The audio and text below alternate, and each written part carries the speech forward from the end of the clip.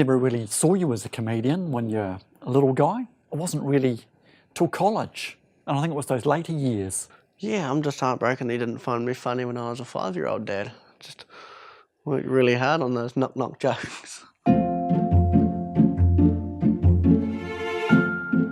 Wrote this one especially for you and Mum, Dad. Okay. When I was born, my esophagus wasn't connected to my stomach.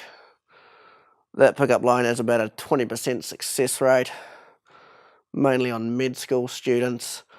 That kind of took me by surprise, but I'm glad that's something he can use for material. For me, it's something he doesn't often talk about, and when I think about it, it's something that we've never talked about it. But it's the sort of topic that's really hard to slip into a conversation, especially when I had a kid last year, so any conversation I do have isn't allowed to be about myself anymore.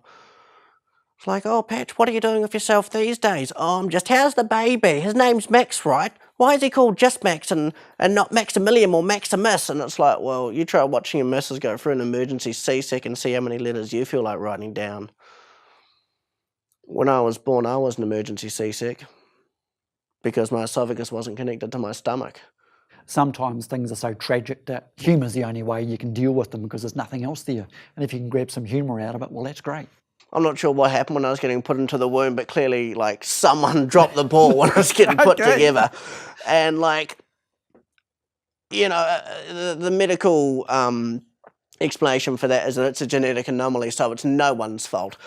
But I was raised as a Christian, so I'm fairly content to just point the finger at God. Because, you know, you brought me up to believe that God put each and every one of us together, which basically means we're all Lego. And, like, I'm not having a go at God or anything like that, but everyone knows that when you get a set of Lego, the people are the easiest bits to build. I've put together a good 1,500 Lego people in my time. Not one of them have needed surgery. Now, for me, in a sense, that probably wasn't a joke.